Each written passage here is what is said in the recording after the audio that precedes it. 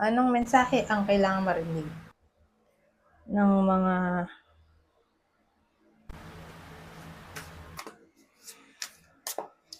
Sagittarius sa buong buwan ng September 2024? Pwedeng nangyayari na to o mangyayari pa lang. Kung hindi man para sa inyo itong magiging reading, baka para sa someone na malapit sa inyo o sa someone na kakilala nyo mismo. Baka may lumabas na gender mamaya, gawin nyo na lang energy, masculine at feminine energy. Hindi ko alam kung anong lalabas na reading, kung positive ba o negative. Depende sa mapipick up kong energy.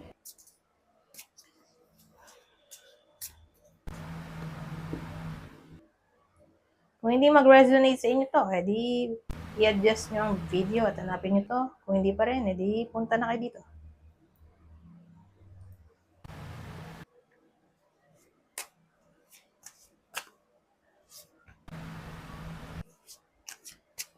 Five of Cups, Seven of Pentacles.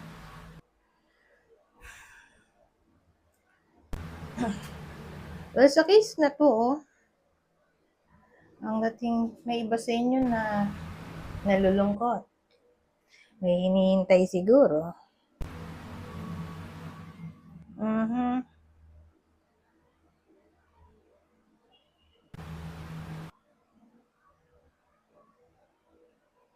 Siguro maganda kung ano. Nagdala natin ito.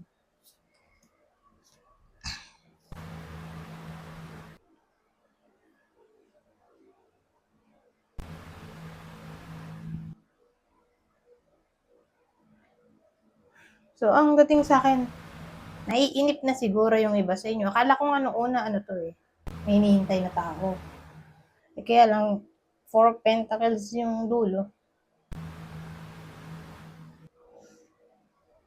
So, ang hinihintay siguro ng iba sa inyo ay progress. Progress sa topic ng pera. Para bang hinihintay ng iba sa inyo ang topic ng pera.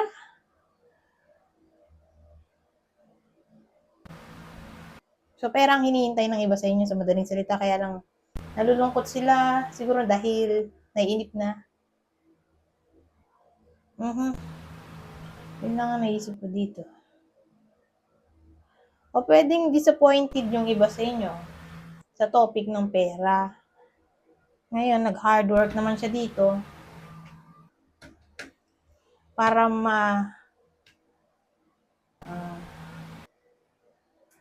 tawag dito, para mapunan yung nawala. Ganun eh. So, kung may financial issue, nawala ng pera o nagastos ang savings, eto, may hard work dito na maaaring mangyari. Kasi 7 at 8 pares lang namang hard work yun na card.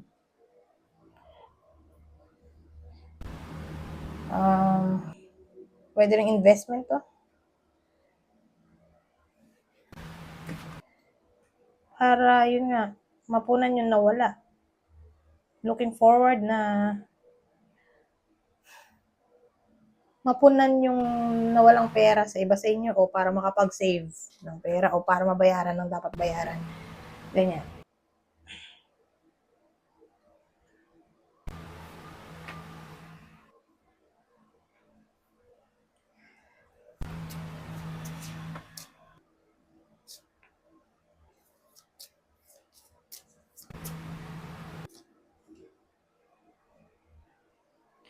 So, dito ang dating may hinihintay na mensahe ang iba sa inyo regarding work.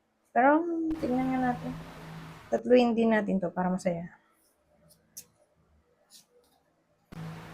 So, yung babae may hinihintay. Siya yung naghihintay dito. Babaeng Sagittarius. Hindi pa rin kita.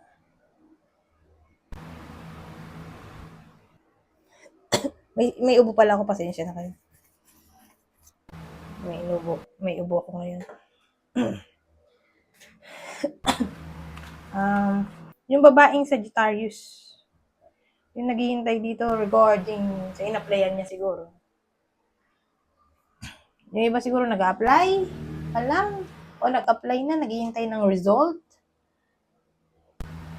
o announcement.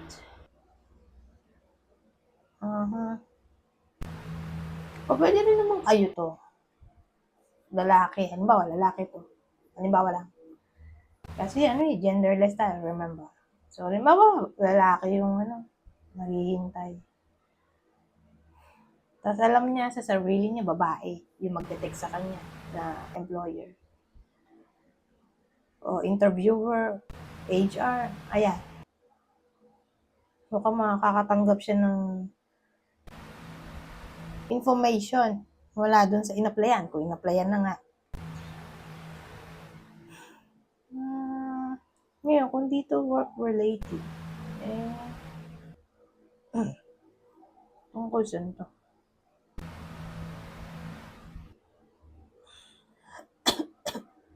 Excuse me. Halimbawa,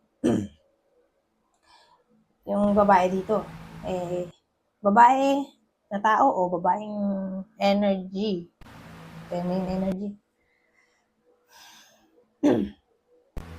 Naghihintay na ma-promote.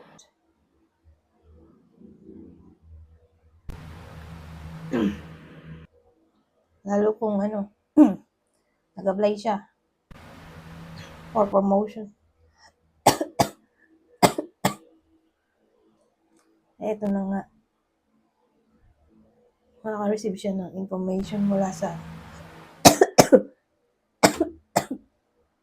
HR nila. Pasensya na. Hindi mapigil eh. Obo.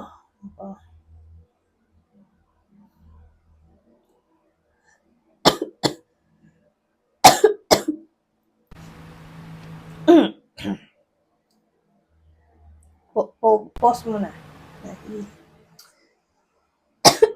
Nagda-dry, lalamunan ko.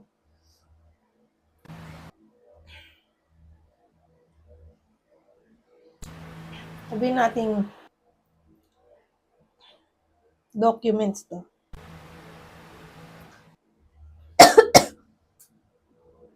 May inintay na document yung iba sa inyo. Lalo na kung babae. Darating naman.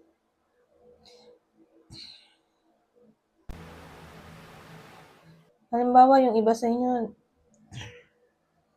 probationary, hinihintay. Hinihintay nila kung mag-permanent. Permanent na ba sila? Oo. Excuse me. Grabe. Hindi na ubo ko. Yes. Minsan sumusumbong eh. Minsan wala. Anyways. Tatay saan? Tadik na to. Hindi pwede magtagal at inubong ako. Rejoice. Embrace your loving connection and rejoice.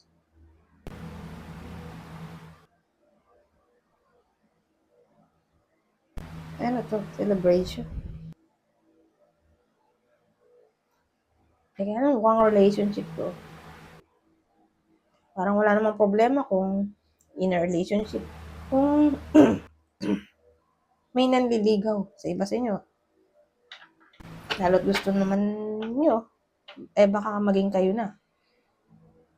O, yung iba sa inyo sa September. So, kung may ligawan na nangyayari. Ligawan na nangyayari na. Baka nga, yun nga, maging sila na.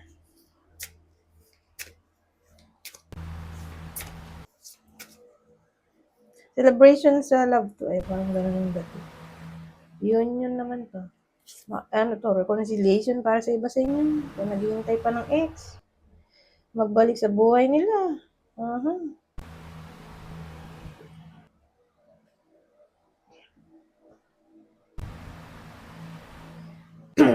Hindi nila aasahan to.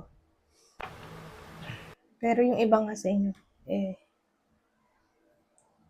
magkakabalikan ba sila ng ex. So, wala na akong bukas. Yes, kailangan ko na umalis. Goodbye.